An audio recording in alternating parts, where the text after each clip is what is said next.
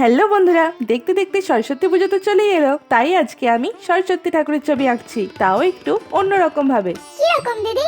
বেশি প্রশ্ন না করে শেষ পর্যন্ত দেখতে থাক, তাহলেই বুঝতে পারবি কেমন আঁকছি। হ্যাঁ দিদি, ঠিকই বলেছো। বন্ধুরা তোমরাও শেষ পর্যন্ত দেখতে থাকো।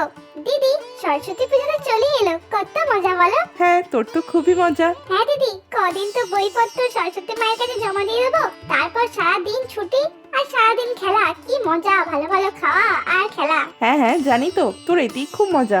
দিদি, আমি এবারে পাঞ্জাবি পরবো ঠিক করেছি। তুমি তো শাড়ি পরবে না, আমি জানি তুমি কোনোদিনই পরো না।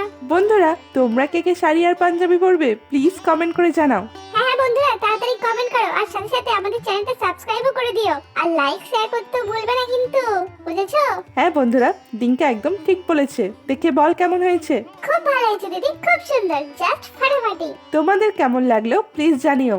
দেখা হবে পরের দিন। Bye bye.